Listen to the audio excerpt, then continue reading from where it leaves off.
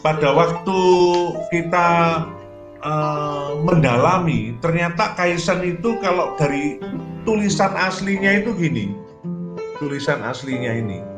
Kebetulan tulisan aslinya ini, baik secara Jepang yang masih betul-betul aslinya, ya, itu tulisannya begini. Karena versi yang lebih baru begini, yang di bawahnya ini. Memang artinya continuous improvement. Tapi kalau kita lihat dari hurufnya aslinya itu, ya, yang dalam bahasa Mandarinnya itu Kaisan. Kai itu change, san itu adalah better, ya. Atau memang secara Japanese itu Kaizen. Nah, atau continuous improvement. Nah, ini filosofinya.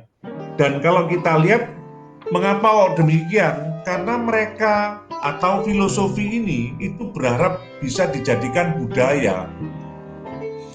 Dijadikan budaya untuk supaya bagaimana hari ini bisa lebih baik daripada kemarin dan bagaimana ya, masa depan itu lebih baik daripada hari ini.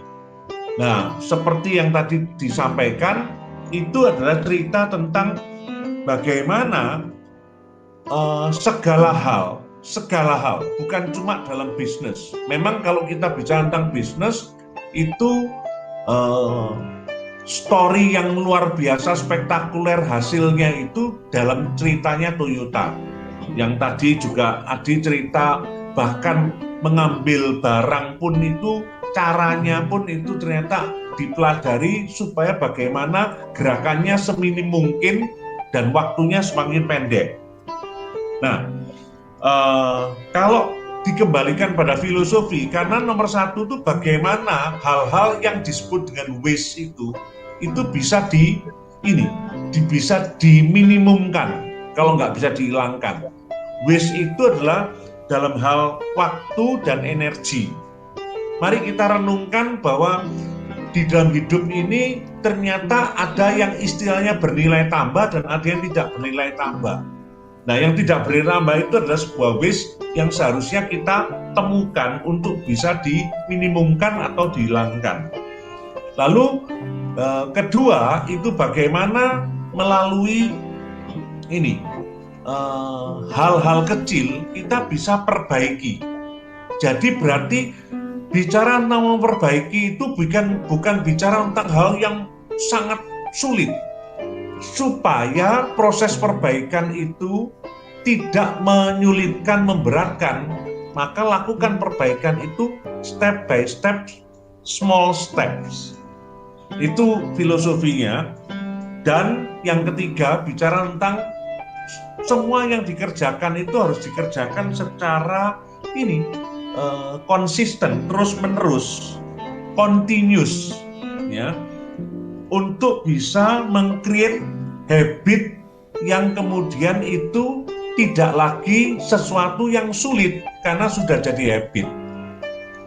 Jadi kalau kita bicara tentang makna dan filosofi, maka saya sederhanakan itu adalah teliti mana-mana yang sekarang ini menjadi hal yang tidak bermanfaat, tidak bernilai tambah sebagai waste. Itu apakah itu waste of time atau waste of energy. Lalu kemudian small things supaya kita waktu membuat perbaikan itu tidak menyulitkan. Dan yang ketiga, bagaimana secara continuous untuk bisa ngoreksi, lalu kemudian menciptakan sebuah kultur yang kemudian waktu kita sudah jadikan kultur tidak berat lagi. Ya, salah satu contoh misalkan nyampah itu, misalkan contoh itu, gitu. Nah kalau sudah terbiasa, sudah nggak sulit lagi bersihin itu, membiasakan itu. Itu cerita tentang bagaimana filosofi dan maknanya.